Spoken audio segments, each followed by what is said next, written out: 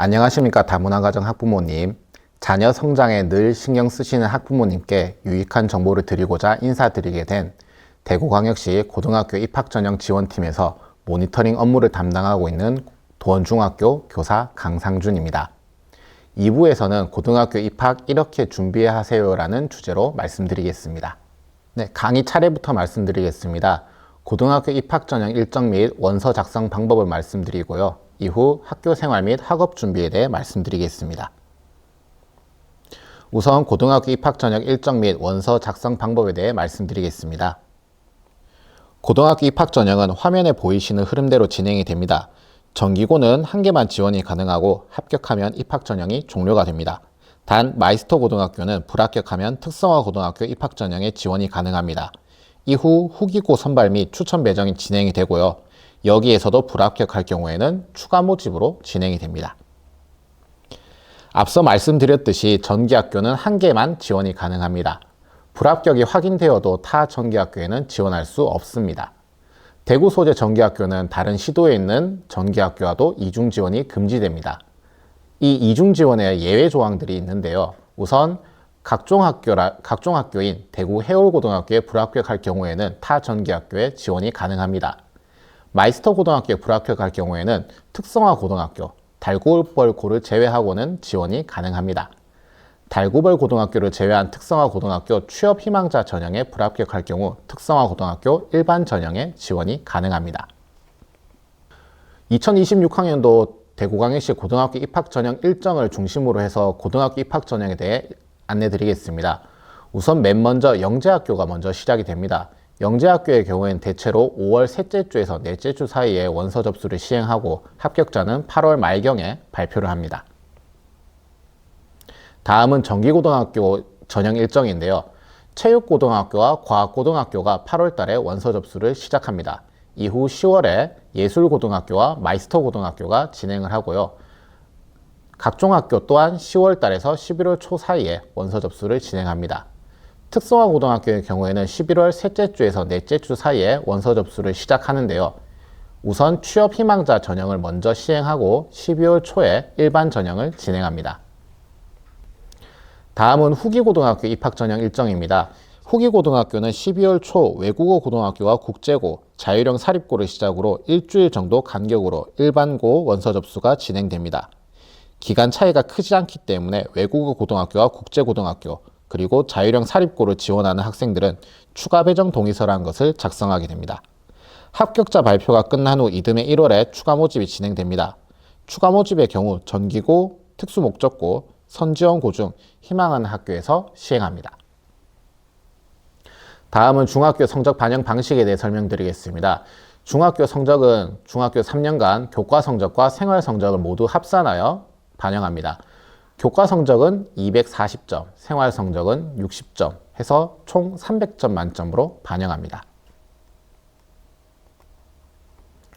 교과 성적 240점은 학년별로 반영 비율이 다르게 설정됩니다. 1학년은 20%, 2학년은 30%, 3학년은 50%가 원칙입니다. 그런데 이때 1학년에선 자유학기제가 시행되기 때문에 그 자유학기제 성적이 나오지 않습니다. 보정해서 계산을 해보면 1학년은 약 11%, 2학년은 약 33%, 3학년은 약 56% 반영하게 되어 있습니다. 무엇보다도 3학년 성적이 중요하다는 것을 알 수 있습니다. 각 교과 성적은 학기별 교과 성취도를 다음과 같이 점수로 바꿔서 계산하게 됩니다. A는 5점, B는 4점, C는 3점, D는 2점, E는 1점으로 바꿔서 계산하게 됩니다. 이 성취도는 각 학기별로 성적 통지표를 받아서 가정에서 확인이 가능하시므로 가정에서도 한 번씩 잘 확인해 보시기 바랍니다. 다음은 생활 성적입니다. 생활 성적은 60점 만점으로 반영이 되는데요. 출결 15점, 봉사활동 시수 15점, 행동 특성 15점, 창체활동 15점을 반영합니다. 생활 성적 중 출결 성적에 대해 안내 드리겠습니다. 출결 성적은 3개 학년 미인정 결석 일수를 합산하여 산출합니다. 질병 결석, 출석 인정 결석 등 다른 결석 종류는 상관이 없습니다. 이때 미인정 지각, 조퇴, 결과는 3개 학년 그 횟수를 모두 합해서 3번 이상이 되면 미인정 결석 하루로 계산을 합니다. 아래 표에 보시면 미인정 결석 일수에 따라 감점되는 점수들이 나와 있는데요. 주의하실 점은 결석 일수 하루에서 이틀은 1점 감점이 아니라 2점 감점된다는 점을 꼭 확인하시기 바랍니다. 다음은 봉사활동 시수 성적에 대해 말씀드리겠습니다. 학년당 5점 만점으로 총 15점 만점으로 계산이 되고요. 일정 시간 이상 봉사활동을 시행을 해야 만점을 받을 수 있습니다. 대구광역시 교육청은 2023년부터 10시간 이상을 만점으로 잡고 있습니다. 몸이 많이 불편해서 봉사활동이 불가능하다면 해당 서류를 제출하면 만점으로 인정하고 있습니다. 행동 특성 영역 성적입니다. 학년당 5점 만점으로 계산하고 4점을 기본 점수로 줍니다. 가산점을 학년당 1점 범위 내에서 주는데 대상자는 교내 모범학생 표창을 받은 자 중 중학교에서 심의 결정해서 점수를 주게 됩니다.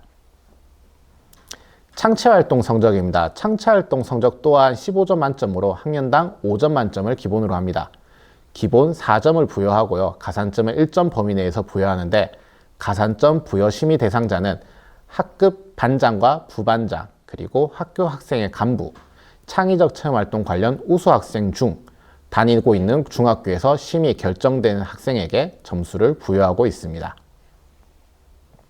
다음은 고등학교 생활 및 학업 준비에 대해 말씀드리겠습니다. 학교 생활은 졸업 후에도 영향을 미칩니다. 그 영향을 미치는 가장 중요한 서류 중에 하나가 학교 생활 기록부인데요. 학교 생활 기록부는 학업 성취도와 인성 등을 종합적으로 관찰, 평가하여 학생 지도 및 상급 학교의 학생 선발에 활용할 수 있는 문서를 말합니다. 고등학교 학교 생활 기록부는 대학교 입학뿐만 아니라 졸업 후 취업에도 큰 영향을 미칩니다. 우선 대학교 입학 자료로 활용이 됩니다.